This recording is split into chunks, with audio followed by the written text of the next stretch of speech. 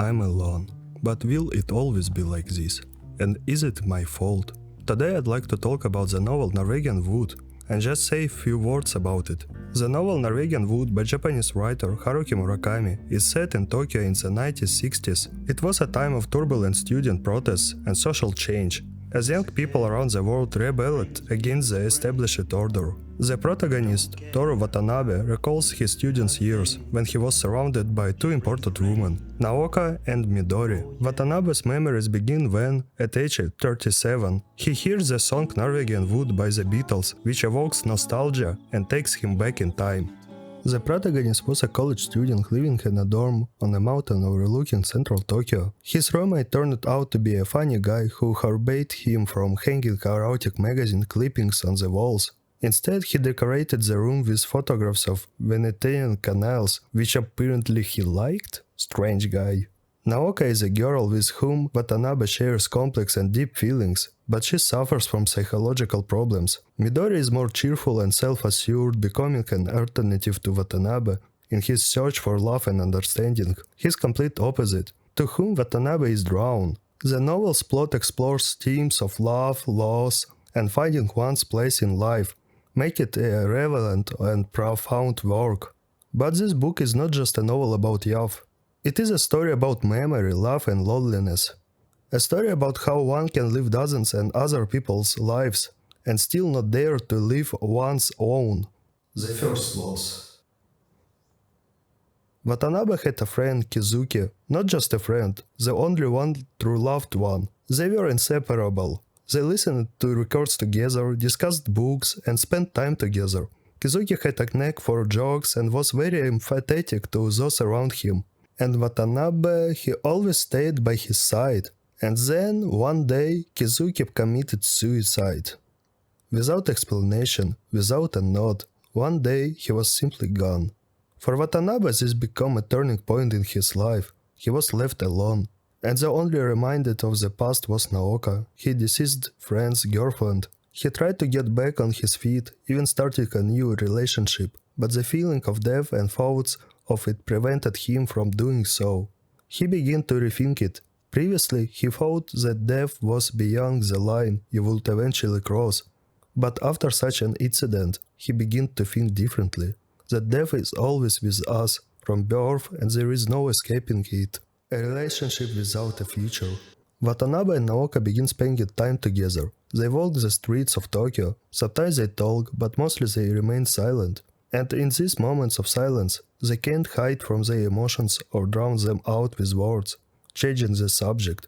It's as if a third figure always stands between them, Kizuki's shadow.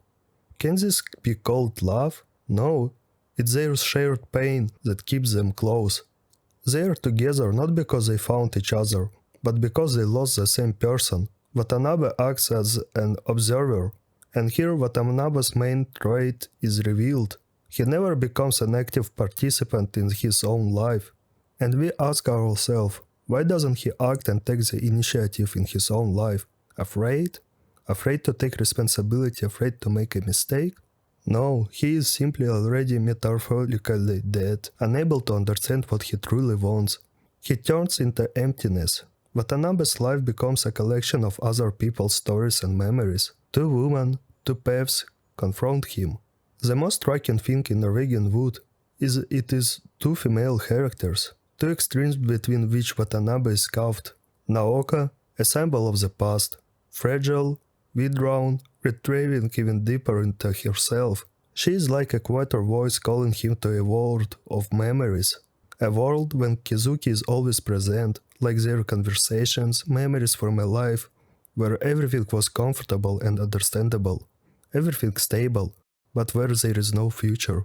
Midori, the complete opposite. Bold, daring, funny, she loves to speak loudly, laugh out of place, argue to the bitter end. Midori calls him forward, to live, to laughter, to choice and change. And now Watanabe stands between them. Past or future, memory or life, death or hope. He understands, he must choose. But he hesitates. The atmosphere of the time. To understand Watanabe, one must recall the era. Japan in the late 1960s, studying protests, marches, political slogans, young people cried out for change. They wanted to destroy the old world. After World War II, Japan recovered and changed rapidly. The country opened up to Western culture. Jazz and rock and roll played in the streets. Hemingway and Fitzgerald were read in universities, Beatles posted hung in dorms, young people lived at the intersection of two worlds. Outwardly, they listened to Western music and dressed American, but inside, they remained Japanese, raised in silence, disciplined, and skill. Hide your emotions. This gap between East and West, between tradition and the new freedom, tears the novel's characters apart. They don't know which culture to belong to, and therefore feel even more lost. Because of this, they try to live a vibrant life, but they fail. The torment of the past prevents them from doing so. They are a generation of emptiness, who have not fully determined their life's direction. Between tradition and modernity, between parents and the future, Watanabe doesn't believe in slogans or protests. He distances himself from the crowd, but he doesn't have a path of his own.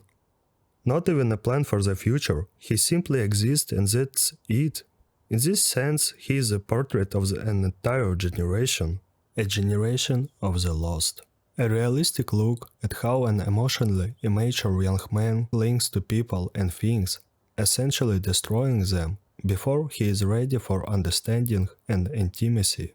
There are so many moments in the book where you shudder at Toru's behavior and see how out of his mind he is. He seems incapable of understanding his own feelings, let alone those of others, and, in the end, he doesn't truly mature, but rather realizes how immature he truly is, and how unprepared he is for the real, cruel world and the possibility of existing in it. One of the strengths of NorwegianWood is that it tells the story of mental difficulties, not from the inside, but through the perspective of a loved one, a lover and a friend. This book is not so much about love, its purest form, but about love and mental health. The story shows how the deterioration of one partner's condition can determine the fate of a relationship, whether it will grow and strengthen or gradually crumble. Watanabe can't control the lives of those around him and is often forced to wait and be patient, exerting no influence not only in his own life but also in others. He wants the best for others, but is forced to silently participate and experience the problems of those close to him. People online don't understand why a character traumatized by death, loneliness, and misunderstanding behaves so terribly. I wonder why this happens, and how the moralizing irritates me. Books and characters don't equal the author's actual beliefs. Furthermore, the entire story is a fragmentary memories of 35-year-old Watanabe, who can no longer even remember the outline of a face or what his acquaintances looked like. So the entire story is an account of his life as an unreliable narrator. Not all the people here are portrayed as egotists and moral monsters. On the contrary, everyone feels alive, with their own problems and their own ways of solving them. One might recall Nabokov's Lolita, where the protagonist is also repulsive and the entire action is based on his narrative, which can be fully trusted. We can only guess at how things really happened. Death as a shadow. Death in the novel is always close. Kizuki is first, Naoka follows. Even the secondary characters remind us the end is always near. But here is what's happening interesting. Midori has also seen and experienced death. She cares for her sick father, and that's precisely why she values life. She chooses to laugh, flirt, argue, even when it hurts. Midori and Naoka are more than just two different women. There are two paths, two destinies, and Watanabe stands between them. Murakami's style. Why does the novel grip us so powerfully? Murakami writes simply, without grandiose words. His language is like a calm stream, but behind this simplicity lies an abyss. Every mundane sentence resounds like a quiet echo of emptiness. As we read, we find ourselves with the hero, walking through the autumn streets of Tokyo, listening to Beatles records, sitting in a dorm room, and we feel the same emptiness he feels. So why is the novel titled NorwegianWood? The title of the novel is a Beatles song. It captures the emotional state of the character and the image of that time. For Watanabe, the song is a symbol of his state. He lives in memory, in a past that is gone forever. And this is precisely what prevents him from living in the present. The universality of the story lies in the fact that it was created not only for the Japanese market, and that an understanding of Japanese history and culture is not required. The book is simply good for its ordinary story, the premise of which can be summarized in a few words. Who reads NorwegianWood recognize themselves in it, their past, their loss, their indecision. We have all been in Watanabe's shoes, at least one in our lives. Between past and future, between memory and choice, a question for each of us. And so, at the end the reader asks the main question, will I always be alone? There is no answer.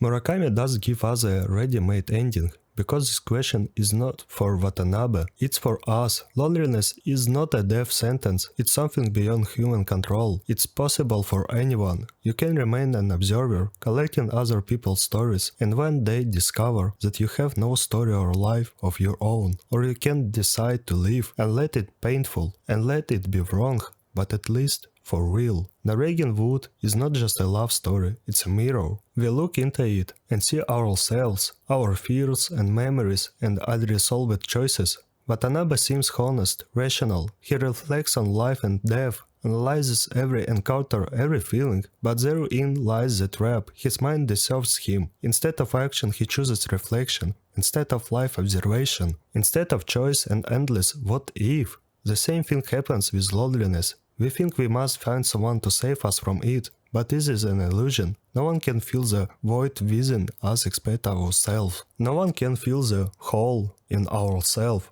Only we can do it. Loneliness is not an enemy, not a death sentence. It is a feeling we must learn to live with. It should not rule our lives, forcing us to cling to others out of fear of being alone.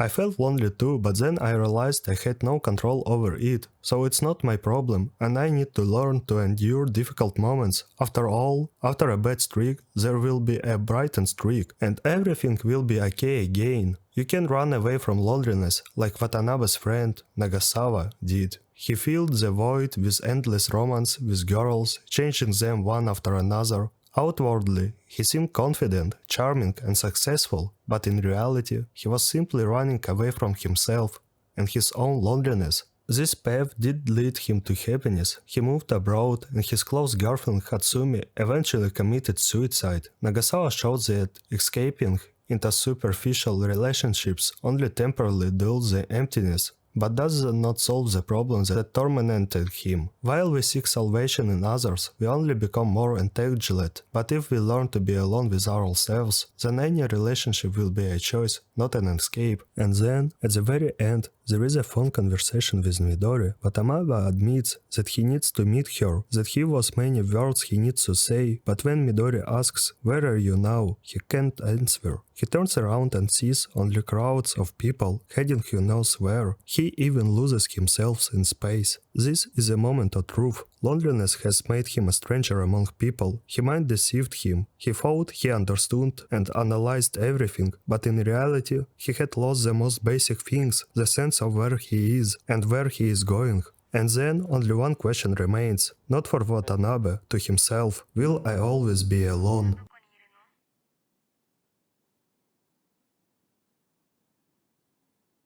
僕は今どこにいるんだろう。